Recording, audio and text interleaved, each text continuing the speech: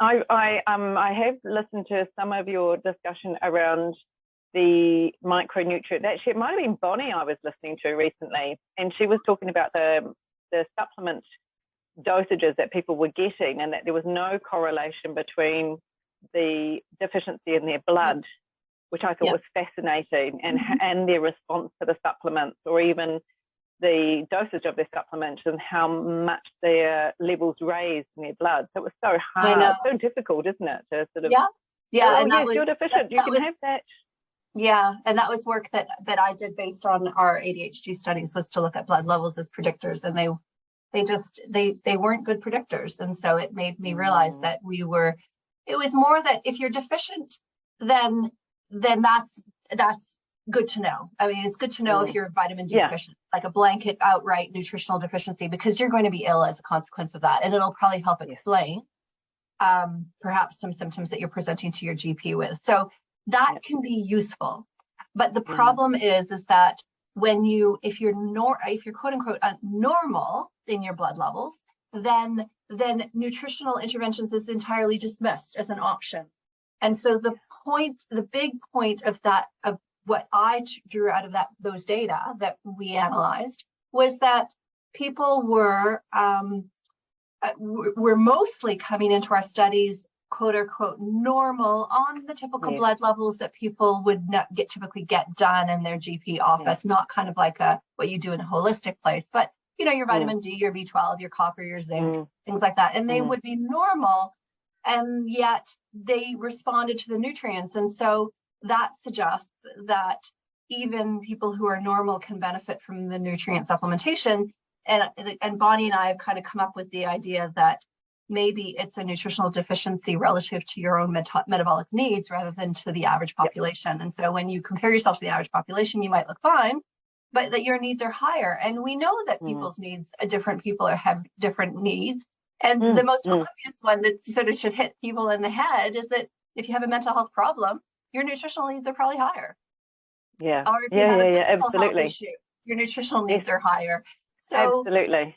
So why we find that concept so foreign is bizarre, and why we don't think that your nutritional needs vary depending on. Well, we appreciate it that it depends on life stages. So we acknowledge that when you're pregnant, then your nutritional needs go up. I think there's somewhat of an acknowledgement that when you're a teenager, your nutritional needs might be going up, but really that's about growth, but not about the development of the brain. But we don't think about nutritional nutritional needs being different when you're going through other types of life stages, like potentially chronic stress. So, that your nutritional needs are higher. And that's, if you just look at the biochemical pathways, you realize that stress requires nutrients to make adrenaline or cortisol.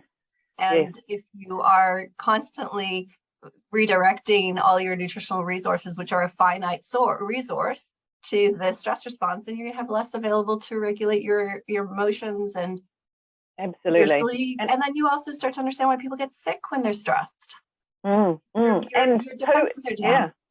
Who isn't under chronic stress nowadays? I know, exactly. So sorry, we're starting it probably at the end of your interview, but I'm very happy for you to be direct to the start. It's wonderful. It's all very, very good information.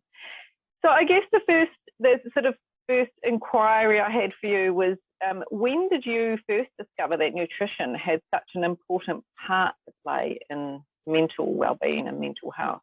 Sure. Julie's just eating her breakfast for people that are watching. Early morning start. That's right.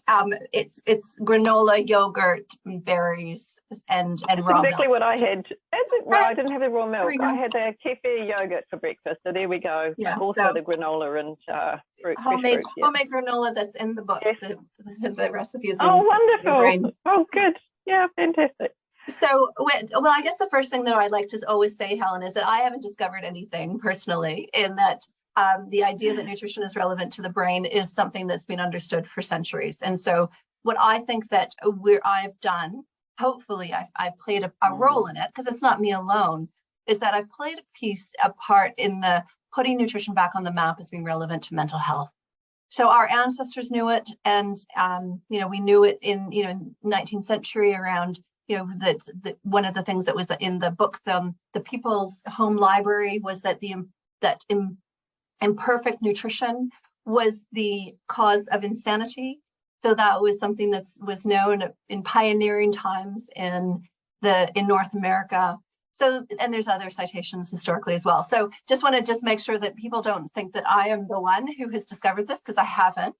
But so it's really about, when did I awaken to realize that I was ignoring a really important foundation of health. And so when that happened was when I started doing clinical trials, actually. So up until I started doing the clinical trials, I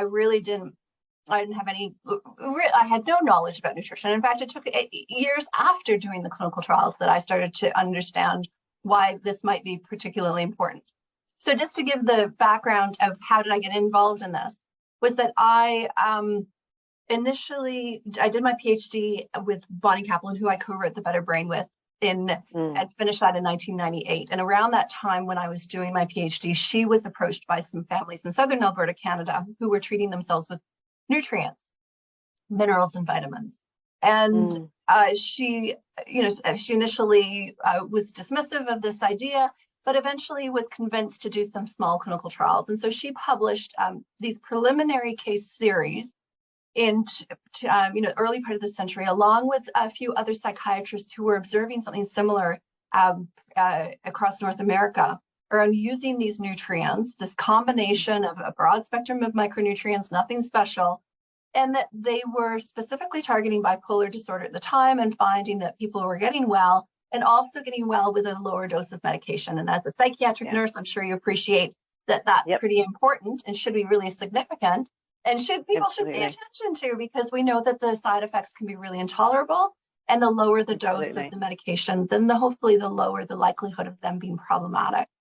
So then there was a time, then there's a lot of unfortunate history then that followed, which was that Health Canada shut down her randomized control trial, and we don't have to go into all the politics of that.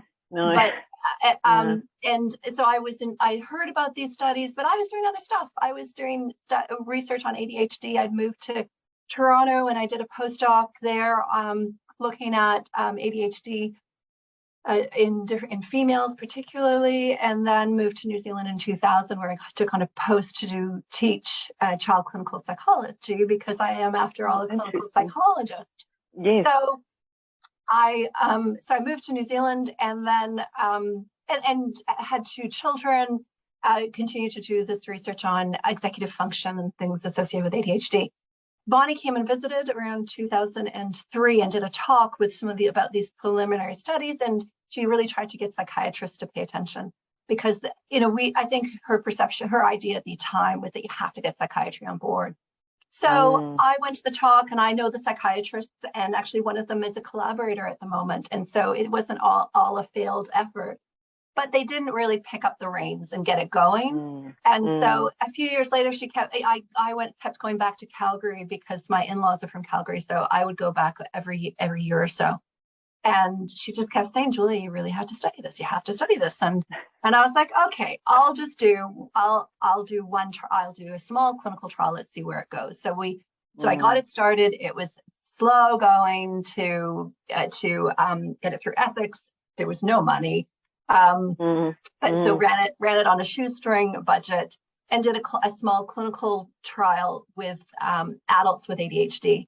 And what we observed in that very small clinical trial was that many of them did really well. And it wasn't necessarily about the ADHD, although all of their ADHD, the symptoms all decreased. Reduced, yeah. What was most striking at that point was that what they were reporting to me in those really, really early days, and we still hear this, is the emotional dysregulation was better. So they were calmer. They were, their brain was less foggy. They were able to concentrate. They didn't get so worked up by things, when things went wrong in their environment. They didn't get so derailed, as they can often get derailed. And so that was the sort of the primary effect that we were seeing. So I think I hit kind of jackpot by choosing ADHD, because ADHD, people with ADHD, even though emotional dysregulation is not part of the core symptoms of the disorder, it's not in the DSM-5, it's not the core criteria, those 18 symptoms, but it's probably present in about 80 to 90% of them is emotional dysregulation. In fact, it used to be part of the criteria way back when, and it got changed over time. And so that was one of the observations. So then I followed it up with a clinical trial, a randomized controlled trial that we published in the British Journal of Psychiatry in 2014, and showing the superiority of the micronutrients over placebo for some people. I mean, and we had a response rate of 47% being identified as much to very much improved versus 19% in the placebo. Now that was lower than what we'd observed in the open trial, which was around 80%. And so it is, but hopefully people who are taking your course will know, well, they may not know if they're not researchers, but you always get a higher response rate when people are given it open label. Right. Because you absolutely maximize on the expectancy effect and the placebo effect. And those, I think clinically, those are good things to try to hone in on. But when it comes to a clinical trial, that all gets dampened down by being in a clinical trial. But you also have people not tolerating the uncertainty. And so you end up with more people dropping out. So there's a whole bunch of reasons why you always get a dampening effect in a clinical trial. So I just wanted to point that out. So I always say that we will probably help about half the people at the minimum, but it could be higher if you were to translate this into clinical practice. Not sure, but I mean, I think a 50% hit rate for the same formula being used with everyone. So there's no manipulation of the ingredients, and you're not taking magnesium out or putting more zinc in or anything like that. It's the same dose, same number of pills for everyone, with some notable exceptions. Some people are sensitive to medications, and they're also sensitive to nutrients. So we tend to find a decreased dose is good for them. But for the most part, it's a very simple intervention. If done without medication, it's something that, to be honest, you don't need a psychiatrist to monitor that. But I think that might not go down very, very well, or I'm not sure. No, Oh, I think it depends on I guess on the person supporting them through that process. Exactly, that's right. So a GP would probably be able to do that. But I also think maybe this is broader than the scope of this particular educational piece, but the long-term thing, and this is something I suppose as a nurse you're familiar with, is the issue of prescription privileges and whether or not nutrients fall in this kind of gray zone, except when they become therapeutic, and then when they're therapeutic, then they get relegated to medical practitioners only.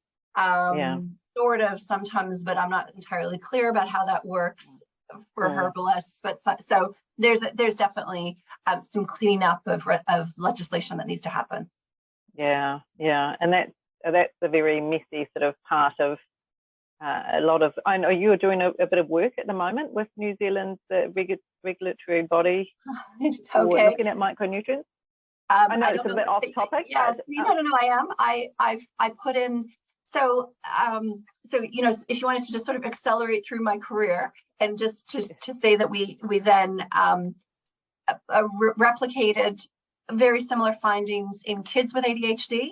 So another blinded trial with children, and then that got replicated by Jenny Johnston and her colleagues at Oregon Health Science University in Portland. And it was a 3-site study with children with ADHD with emotional dysregulation. They directly targeted that group. And their findings were more striking than mine, the one that we had published in 2018. So hers was just published in a very prestigious journal. And that's also important for people to know, is that we're getting this into good journals. These are not fringe journals. So the child one, we got into the Journal of Child Psychology and Psychiatry. And then Jenny published hers in Journal of American Academy of Child and Adolescent Psychiatry. So that's one of the top tier journals in the States. So it's getting some attention. We're getting some traction. It has been hard work to do that, and a lot of rejections to get to that place. But it was really exciting when she got it into that journal. So so that's saying that there's that, we're kind of making an impact, at least in the state, potentially. It's been such a long, slow haul, hasn't it? Yeah, it has, exactly. So, very, very, I mean, it's been, they always say it's 17 years from research to practice, and I'm getting close to that 17 years since I first started that very first, published my first case study using nutrients. So then to answer your question, which is that given that level of evidence, and just to know that in order for a drug to get FDA approval, typically you need 2 randomized controlled trials that are, blinded with a placebo and appropriate control. So we have that with the children with ADHD, is that we've got my study and then the replication in the States. So 2 studies is sufficient. So I thought, I don't do this so that I can sit in my ivory tower and do TED Talks and, and educational things that go nowhere and have no impact on public health. So that's where I really want to see things change. And that's why I'm excited about you doing what you're doing, because it says, you know what, we're having an impact. More people are wanting to get that message out. So the more, the better, in my opinion. I'm delighted that other people are kind of shouldering that load, because it's been, people are interested in this. Like, you'll no doubt have a lot of people interested in your course. But that takes me away from my primary job, which is to do the research. And so I'm always feeling, and so I'm always feeling really, really torn between the two of, I do want to do education, and I do a lot of it. Like probably say yes to far too many times, but at the same time, I do need to publish and get the data out there. So going back to, so the point being is that I, for that translation of research to practice, I thought we need to get this funded, because that's one of the huge barriers, is that if people find out about the nutrients that we've been studying, they want to give it a go, and then they find out how much it's going to cost. And so, and if you're taking it at the full dose and there's no subsidy available, then it's about $200 a month. Now, if this was that's a lot for somebody to shoulder on their own. If this was subsidized by the government, I know that Pharmac would be able to get a deal with a company, so they can lower that price. Absolutely.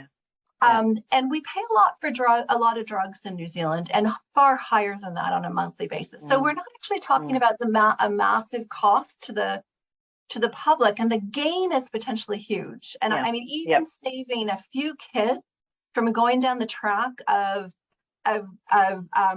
incarceration, you're saving $100 grand right there. So it's fair enough. It's a different budget. It's it's Ministry of Justice, not Ministry of Health, but we should care about things like that. So my effort is to get this funded, and that's what I did. Was that I put in an application to Pharmac. It's very unusual for them to get an application from an independent scientist who has no ties whatsoever to the company that makes the product. And I also included, I think it was close to 100 stories from the public, who had benefited from the nutrients. And so that was part of the application. And I also, I had Matt Eggleston, who's the child psychiatrist here, who supported the application, along with ADHD New Zealand. So I did everything I could to try to make this successful and presented that to Pharmac. They considered it at their meeting at the end of August, and they apparently take 10 weeks to let us know about the outcome. Wow. Okay. So we're still waiting. We're still waiting. So I'm just doing other stuff in the meantime. Well, I don't know. I mean, I've done it before. I did it in 2016 and it was turned down. So I'm hoping I have a more robust case, and I kept it quite a narrow window in terms of who can get funded. And it was second tier after the medications have been tried. We suggested that, and also that it would be just for ADHD. So not all, and I know that people use it for lots and lots of other conditions. And so if they were wanting to use it for other conditions, it would be funded at this stage. But I figured that's our best start. That's the best start. So that's my efforts. And I guess I figure if I can get that funded, then I think I can actually move on and do something else in my career. And do something else. Well, so, I mean, once it's funded, it doesn't need to, you don't really need the research anymore. Would you move into other areas? What would you do? I don't know, because I don't think it's going to happen anytime soon. And I think that even if it did get miraculously approved for funding, the Pharmac made an exception to allow for it to be considered by their scientific committee before it's approved as a drug. So if it ends up getting funded, it's going to be time to get it then approved. They would have to go through the MedSafe approval. Daily Essential Nutrients has gone through MedSafe approval for the purpose of research. So when we're using it in research, we're actually using it as a medicine, and it's essentially being overseen by the physicians who are on the clinical trial. So it's that gray zone because it's being used therapeutically that it ends up going through MedSafe. When I first did the clinical trials, MedSafe wasn't interested because they said, oh, you're just using a supplement. And as long as you don't make any claims, then you're, go ahead and do whatever you want, really. And then we found it worked. And so I started publishing that it was the treatment for ADHD, and that got them kind of forced into having to look at this a bit more seriously, and then saying that I had to get it approved by MedSafe. So, and that just adds a layer of bureaucracy to the whole process that's expensive and time consuming. So, So what will I do next? Incredible, isn't it?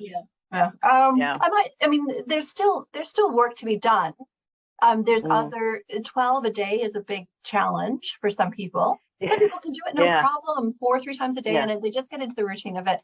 For some people, it's more difficult. So there's some other technologies that are coming along around. That you could use it as, there's powders available that you just put onto your tongue and you just let it dissolve in your mouth. And that's great for kids because there's no swallowing of pills necessary.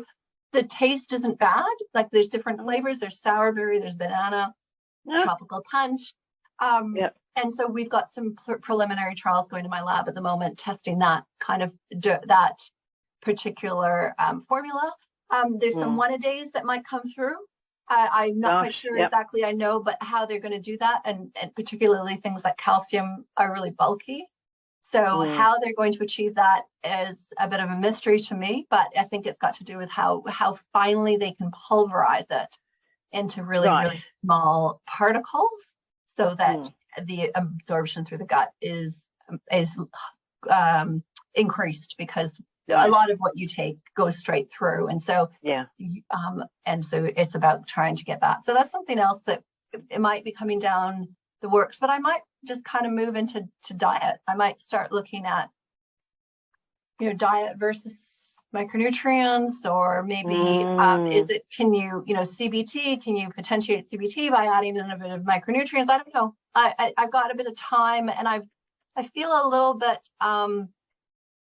it's been the last few years of writing a book, developing the online course, the mental health and nutrition course on TEDx, was an enormous effort. I've now moved into well-being, and so we're doing well-being micro-credentials on lifestyle, diet, psychological, things that you can do with, I should be able to say this better as a psychologist, psychology and well-being.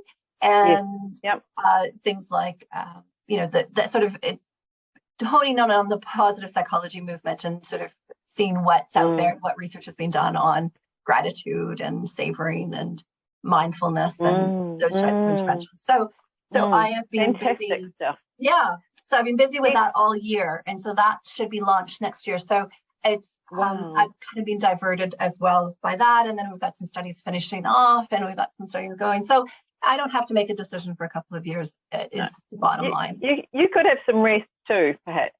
I think so. I think having a bit of a time of reflection and sort of taking stock and thinking, what is the best thing to do next, rather than sort of just jumping into it, because it's easy for me to just keep doing clinical trials. That's not, that's sort of a default position. That's not that I could just do. Okay, well, how about, do the nutrients help with OCD? Do the nutrients help with tics? Do the nutrients help with neurological disorders? I mean, you could just because I've heard so many stories of different places where people have observed benefit. So I could keep doing clinical trials like that, but I think there's only so many clinical trials I can do.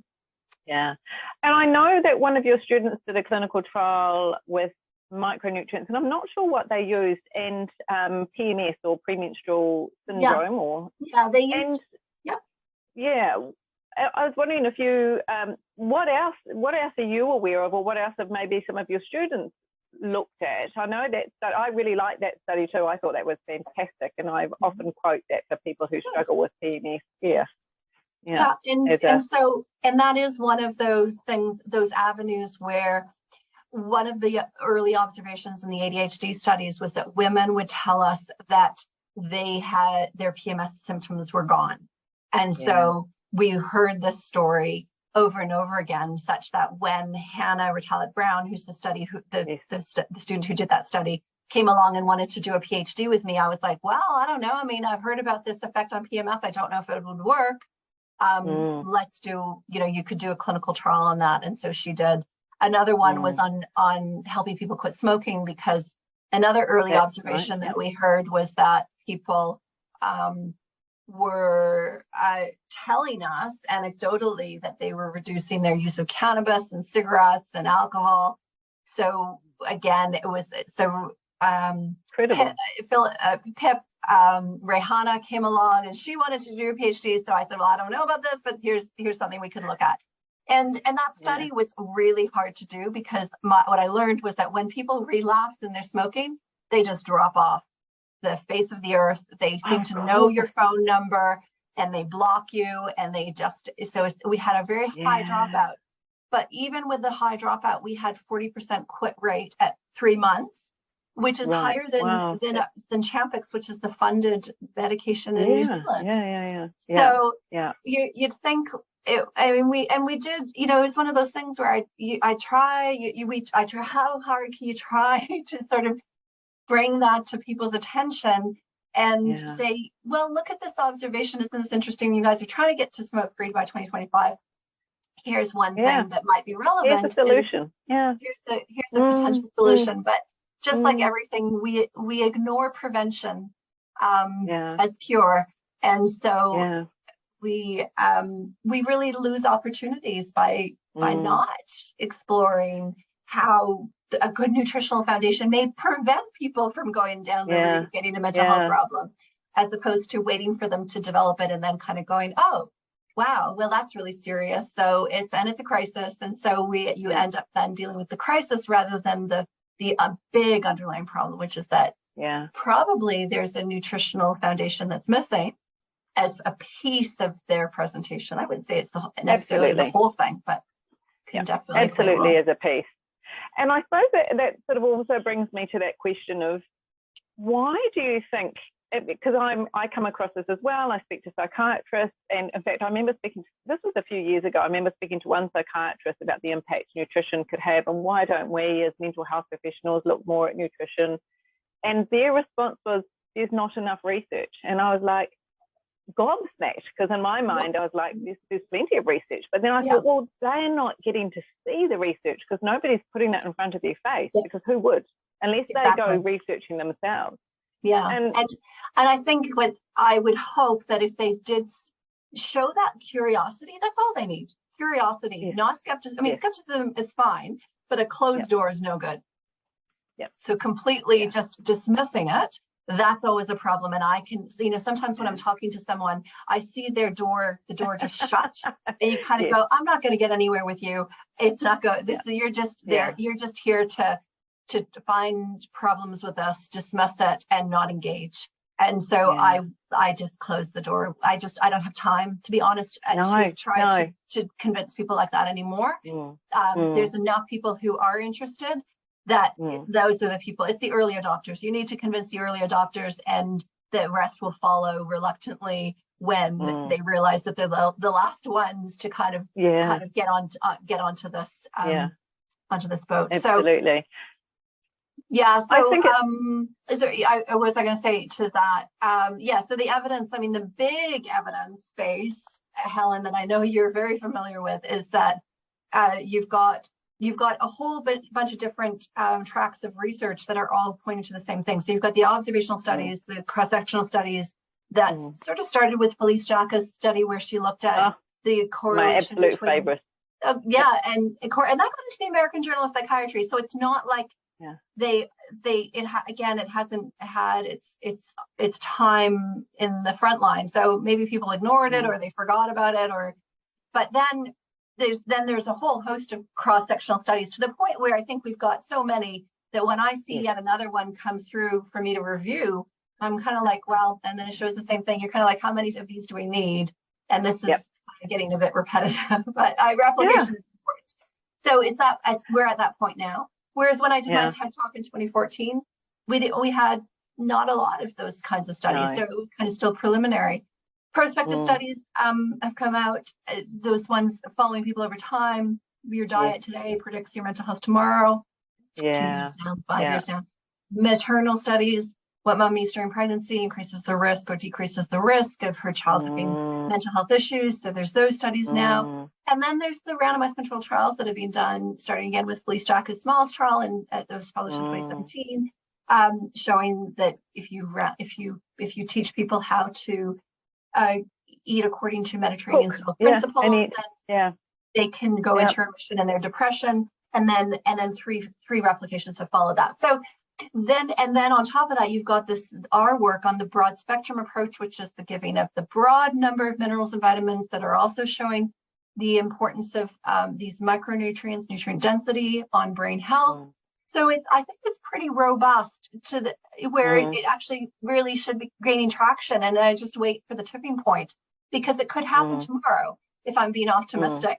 That the tipping point will just kind of go where everybody will suddenly adopt it, and then they'll go, well, what was all the fuss about? Why didn't we do this years ago? Why did I waste 17 years of my life having to convince people of this one?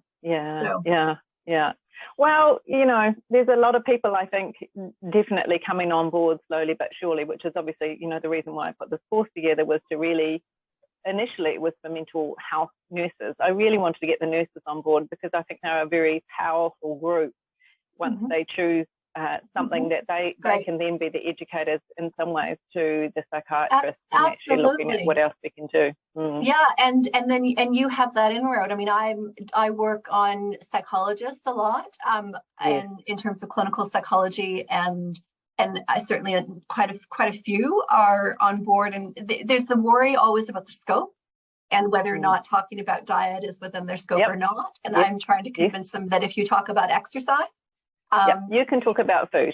You could probably talk about food, and really, you shouldn't have to have a PhD in dietetics or in nutrition in order to be able to say this package here isn't nourishing for your brain. It's clear. Let's look at the ingredient. Whereas these fruit and vegetables here, or these nuts that are or your legumes, or your fish, or your healthy fats, your olive oil, all of that. Those are things that come from nature, and we recognize them as such. It's not hard. This is not a difficult distinction to be made, and I think anyone can do that. If you wanted to go down the route of, if somebody does, for example, does change to a healthier diet and they still don't have any impact on their mental health, then that's when you might be looking at other options, like, do you need to think about elimination of certain things that might be inflammatory? Is it dairy? Is it gluten? Is it something that might be problematic there? Or is it something else completely? I mean, some people react to salicylates, from what I understand, and that's lots of really healthy food. Or you might do keto, or there's intermittent fasting. Although there's not there's some research, but it's not in the mental health field. So we need to grow that. So I can't really feel confident about that. But if you do want to go down that route, I would say, well, that's not my area of expertise, and I can help you with that. You can certainly go talk to somebody who does have those expertise. But the very big kind of stop eating ultra processed foods to real food, I think anybody should be able to do. I mean, parents do it all the time. I mean, it's like absolutely. So and when I probably do that too. When I started on this journey, and I actually rang the nursing counsellor, and I said, look, what's the story here? You know, what can I recommend? And they said, well, if you stick with the Ministry of Health guidelines for the healthy plate, sort of, you are okay. And I was like, well, so I had a good look at that, and I thought, well, the healthy plate now, the new version, which was in December 21, I think that was released, is actually really good. The only things I'm not so sure about is they sort of still advocate for canola oil and a few other oils, which I used to pull away from. But everything else is very much, you know, lots of fruit and vegetables, very plant-based, a mix of proteins. So that's absolutely perfect. So we as health professionals can absolutely recommend the Ministry of Health guidelines, which is that we can refer people to. And the second thing that they suggested was presenting it as research-based. Like if you can suggest that here is this research article, and in this research article, they suggested that high-dose micronutrients were shown to be very helpful for blah, blah, blah, blah, then it's up to the person to decide whether they choose to go down that route or not. Exactly. So once again, it's presenting the research. Yeah. Yeah, exactly. And that's good to hear what the response was. And so that is what I say as well, is that we always, I mean, even psychologists talk about medications or make those suggestions. And so it's based on evidence-based. And so to say, well, these nutrients have been studied and here's the evidence, it's just all about informed consent. So it is to that point. So just finishing off, and I think we'll answer one of your questions that you had, which is what happens if the changing your diet isn't sufficient? And, you know, there are some other dietary things that you could try, and elimination, etc. But another thing you could do is supplement. And the reasons why I would say supplementation may be necessary for some people are varied. There are environmental reasons and there's individual reasons. And so the environmental reasons are that our food today is not as nourishing as it was 100 years ago. And so, and that's for a variety of different reasons, but but essentially the intensive agricultural farming practices of today are demineralizing our soil and are having a catastrophic effect on the health of our soil and the health of the microbiome of the soil. So we are doing lots of monoculture, just one crop, and just keep doing the same crop on the same land over and over and over again. And our ancestors knew that that was not how you treated land. But we've got, you know, all these chemicals that we can put onto the plants in order to try to make this continue to happen. But we're putting essentially poisons on plants to have this happen. And we now have, you know, I mean, and one of the most famous poison that we put on plants is glyphosate. So it kills weeds, but it doesn't kill the plant if they're GM fortified, or however we call it, GM modified. Yep. So, what is it? Is it modified? Just GM modified. Yes, not fortified, not fortified. Modified. Thank you. Okay, it's going to be the start of my day. Okay, so isn't that interesting? Fortified. But in New Zealand, we don't have those types of crops, but glyphosate is still used as a desiccant at the end of a cycle. So in order to, at the finish of a harvest, so that glyphosate is being put on it as a drying agent, and then it ends up in the soil if it rains, and then it's a chelator, and so it attaches itself to minerals that are either present in the plant or might be present in the soil. Then it rains, and then it washes those minerals potentially away. So these are things that are starting to come out and are becoming quite serious agricultural issues. But it's only when we try these things and you kind of go, oh, that was a bad idea, that we start to realize that maybe we shouldn't have done that. But we're so far down that track now that I think farmers can probably feel kind of sort of stuck, and in terms of how do you move forward. So the one thing that where there's quite a bit of movement at the moment, and I'm just learning about it, is regenerative farming, which is where you're using the animals to fertilize the land, and in order to be able to remineralize that soil.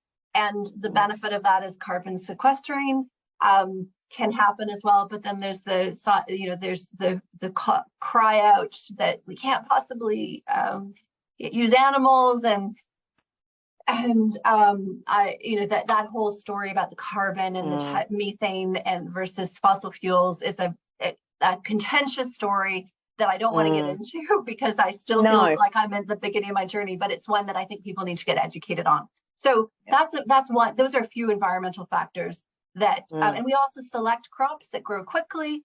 So they don't have as much opportunity to get the minerals out of the soil, up the root system, and then the plant uses them to make the vitamins. And so that's how we get essentially our minerals and vitamins. We make a few, vitamin D, a few of the B vitamins are made by our microbiome. That's it. So those are some environmental ones. And then individual factors could be things like inborn errors of metabolism, which is where you have an error.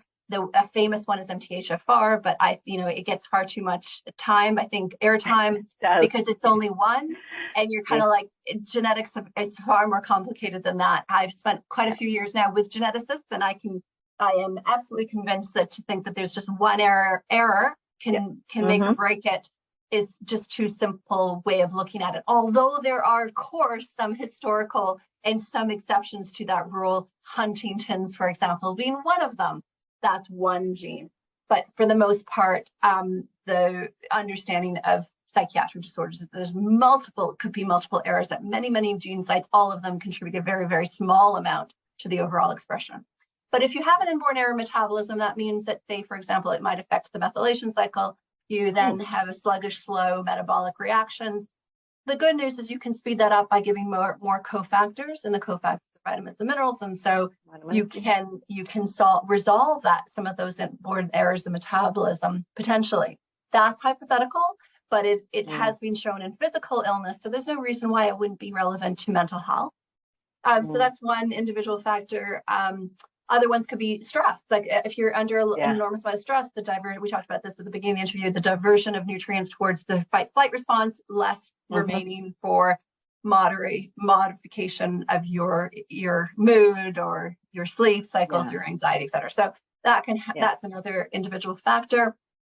I'm trying to think of some others. The health of your gut. If you have a leaky gut or you have inflammation, then that's going to affect your ability to absorb any nutrients that may be in your food. So those are just what else? Mitochondrial disorders can also be sort of similar to a inborn error of metabolism, which just means that your mitochondria are sluggish, and so you can also just resolve that, or at least partially resolve it by giving more of those cofactors that support the mitochondria in making ATP, because manufacture of ATP is entirely dependent on the presence of nutrients. So those are some of those individual factors. And so there's just possibly a combination of the two things going together that mean that supplementation may be necessary, even if you're eating a good diet. And I think I spoke to you way earlier on about gut dysbiosis, and I've had a number of clients who've had very upset guts, so they're constipated IBS syndrome diagnoses, who once we sort of support their gut health, that alone has been enough to support their mental health incredibly. So I think that's something else that we need to look at. Not addressing very much, especially when it comes to mental illness. If you think about how many people are in sort of a psychiatric hospital that also suffer from gut issues, and we know that some of the medications will impact their gut and cause constipation and all sorts of things as well. You have to think about the gut microbiome, and as you say, that also helps with vitamin and mineral absorption. So you've got that dysfunction. So and that also it speaks to a few other individual factors as well, which is that if you are on medications like a proton pump inhibitor or statins or aspirin or all of those, they all are known to cause nutrient deficiencies and depletion. So that can certainly happen as well. And then life stage is something that we talked about as earlier, would be another individual factor, is that there are some times in life, early on in life, teenagers, late in life, as we get older, our ability to use nutrients is diminished, and so you may need more. So there's a whole bunch of other things that can be going on that influence our nutritional needs. We're all very different. We are, aren't we? And so I sort of also, we had that discussion earlier a little bit about how I often, when I speak to medical professionals, they say, you'll get everything that you need from food and we should just eat healthy. And I think that that's well and truly proven to not be. And I know this, I have a lot of clients that when I do discuss their diet, and I sort of always get them to do, diet diary, and I look at it and I go, hey, you're eating really well. I can see that you're doing your best and you're eating really well. And they still, they will then benefit from having extra supplementation. Exactly. Yeah. you can't necessarily get everything that you need. Exactly. So it's Yeah. fascinating. Yeah.